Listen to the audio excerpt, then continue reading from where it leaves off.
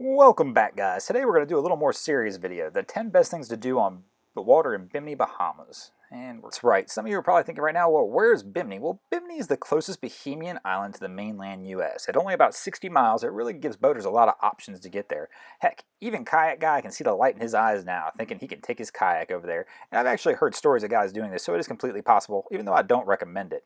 Heck, even pontoon guys probably made it over there on some of the calmer days with that water slide hanging off the back. About the only boater who really gets left out in this one's POS boat guy, as his boat's still not running.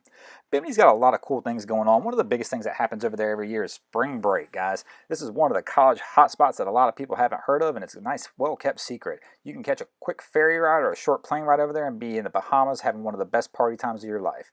But for the rest of us who are outside of our college age, this list right here is going to go over some of the things you can do if you actually get your boat over there. So we're going to go ahead and get this started, guys. If you haven't already, please hit the subscribe button below, and let's start now. And we actually have a tie at number 10, but the first one's going to be the Gallant Lady wreck. The Gallant Lady is a ship that was traveling from Belize City in 1997 and actually wrecked on the coast of Bimini during Hurricane Mitch. This is a beautiful little wreck to go check out, guys. It can be seen from the water and from land, and I almost recommend using it from land anymore, as it's got a lot of fire coral around it, so it's not really that great of a snorkel anymore at all, and especially as shallow as the water is right there. The tied partner is going to be the Hesperus wreck.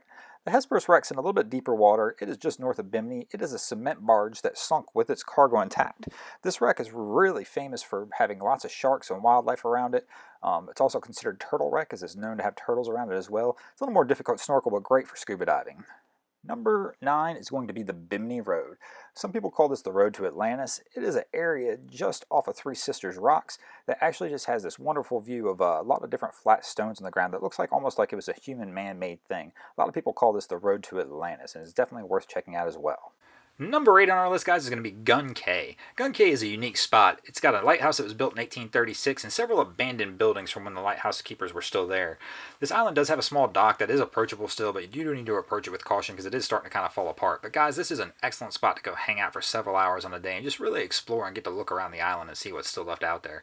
I do highly recommend checking this one out. Number 7 is Three Sisters Rock. Three Sisters Rock is an outcropping of 3 rocks that have abundance of coral reef and wildlife, guys. This should be approached with caution because at low tide, some of these rocks can kind of sneak up on you guys, and even at low tide though is when I recommend going, because there's a beautiful cave you can check out that's got a ton of wildlife in it as well. Really a unique spot, somewhere easy to snorkel and get used to. And number 6 on our list is going to be the South Bimini plane wreck. This one really is unique, guys, because this plane wrecked upside down with the landing gear sticking straight up in the air. I've tried to find information on this plane wreck, and I really haven't been able to find a whole lot, guys, but it is a really unique, very shallow snorkeling spot. There's a lot of fish around. It's actually great if you'd like to actually spearfish. We've caught some lionfish and various other things here. You'll find some lobsters hiding under those wings as well if lobster season's in, which is always a great time to go to Bimini as well. Number 5 on our list is going to be one of the most unique places here, and that's going to be Honeymoon Harbor. Honeymoon Harbor has a ton of rays, sharks, and various other things, and they are very domesticated animals here, guys.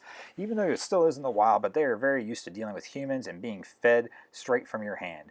I do not recommend feeding the sharks and stuff like that though, guys, as I've had them bite the GoPro. I've seen people get bit by those sharks, so please use caution when doing this, but it is an awesome experience to do this in the wild.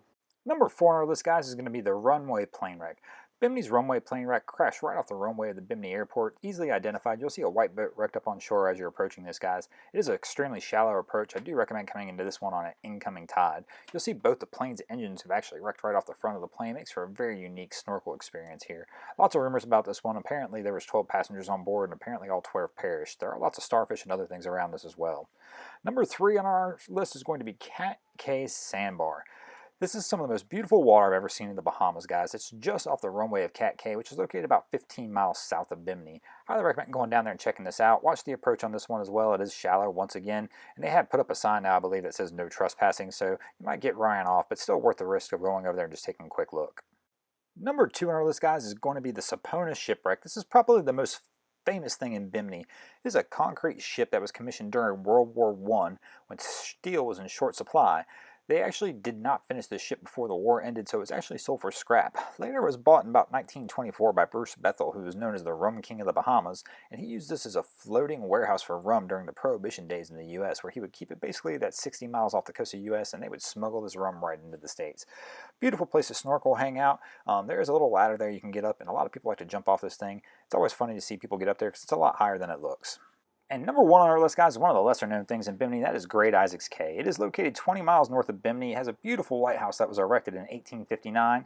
There are lots of stories that surround this island, especially ghost stories. Some of the more famous ones are there was a shipwreck in the late 1800s where the lone survivor was an infant child, and apparently this child's mother still haunts this island to date.